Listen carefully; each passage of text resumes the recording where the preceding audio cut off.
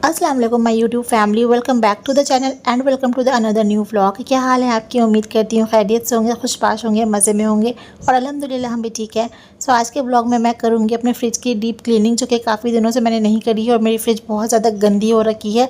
तो मेरी तरह की लापरवाही आप लोग मत करिएगा और इस वीडियो को देखकर आप लोग मुझे अनसब्सक्राइब भी मत करिएगा, बल्कि जो लोग नए हैं प्लीज़ मेरे चैनल को सब्सक्राइब कर दीजिएगा और वीडियो को एंड तक ज़रूर देखिएगा। तो चलिए शुरू करते हैं आज का काम। तो फ्रिज की कंडीशन तो आप सभी ने देख ही ली होगी, कितनी ज़्यादा चीज़ें भरी हुई हैं इसके अंदर।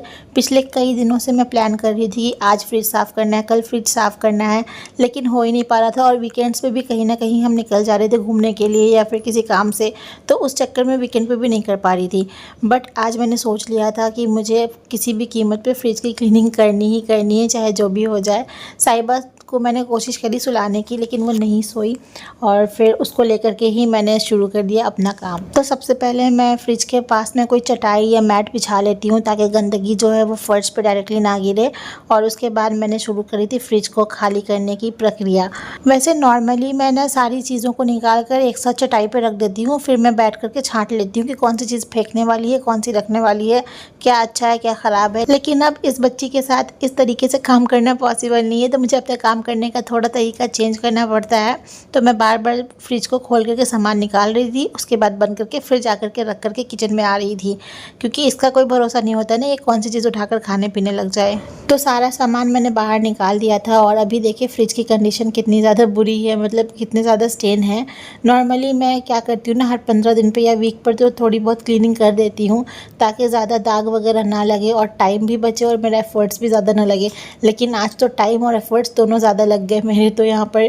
तो बस फाइनली सब चीज़ों को मैं बालकनी में लेकर आ गई थी और यहीं पर बैठ के मैं इनको क्लीन कर रही थी, क्योंकि सिंक वाला एरिया मुझे इसके लिए थोड़ा छोटा लगता है ना, बार बार टकराता रहता है तो टूटने फूटने का डर लगा रहता है। इसलिए बालकनी में मैं बैठकर आराम से इनको अच्छे से क्लीन कर देती हूँ। मैं जानती हूँ कुछ लोगों को यही लगेगा कि आलस की वजह से मैं नहीं कर रही थी सफाई, और बहुत सारे नेगेटिव लोग भी हैं जो नेगेटिव चीज़ें सोचेंगे। लेकिन बात वही है कि मेरी जगह पर रहकर सोचो कि आपको एक पूरा घर मैनेज करना है, आपके पास कोई हेल्प नहीं है, कोई मेड नहीं है, कुछ भी नहीं है, A to Z आपको अकेले सब कुछ हैंडल करना होता है। और उसमें छोटा बेबी का साथ हो तो किस तरह से आप चीज़ों को मैनेज करेंगे। फिर भी मैं बहुत हद तक टाइम निकाल कर हर एक चीज़ को देखती हूँ और प्रॉपर उसकी केयर करती हूँ, साफ़ सफाई करती रहती हूँ। और क्योंकि मुझे अगर पसंद है कि मेरा घर साफ़ सुथरा रहे, सजा धजा रहे, चीज़ें मेंटेन रहें, तो मुझे ही करना है, ये चीज़ मैं जानती हूँ। इसलिए फिर मैं किसी और पर डिपेंड नहीं हो सकती इसके लिए। तो मुझे जैसे जैसे टाइम मिलता है मैं वैसे वैसे चीज़ों को करती रहती हूँ। खैर, तो अब चलते हैं साफ़ सफाई की तरफ। और सारे शेल्फ्स को मैंने वॉश करके सूखने के लिए डाल दिया था और यहाँ पर जो अंदर की क्लीनिंग थी वो मैं करने के लिए आ गई थी। यहाँ पर भी जो स्टेन्स थे ना वो बहुत ज़्यादा सूखे हुए थे, तो मैंने इस पर पानी रख दिया था ताकि ये थोड़ी देर के लिए फूलेगा तो मैं इसको ईजिली रिमूव कर पाऊँगी। और वही हुआ, थोड़ी देर में ये अच्छे से फूल गया था तो मैंने अच्छे से स्क्रब की हेल्प से उसको निकाल दिया और फिर एक अच्छा साफ़ सुथरा कपड़ा ले करके मैंने उसकी क्लीनिंग कर दी थी। पूरा फ्रिज मेरा हो गया था साफ़। और इतना काम करने के बाद तो हम दोनों माँ बेटी बहुत थक गए थे, तो मैंने एक छोटा सा कॉफ़ी ब्रेक लिया और साहिबा ने एक छोटा सा मिल्क ब्रेक लिया, जिसमें मैंने मज़ेदार कॉफ़ी पी और साहिबा ने दूध पिया। और उसके बाद वो तो चली गई सोने के लिए, उसको मैंने सुला दिया था एंड मैं वापस आकर फिर से लग गई थी अपने काम पर। तो अब यहाँ पर ना मैं सारे शेल्फ्स को एक एक करके इंस्टॉल कर रही थी, अंदर लगाई जा रही थी। और उधर ना सारा सामान भी मैंने पहले कैटेगरी वाइज डिवाइड कर लिया था कि कौन सा सामान मुझे किधर को रखना है। तो ये सारी चीज़ें इंस्टॉल होने के बाद मैंने एक एक करके सारा सामान रखना शुरू कर दिया था।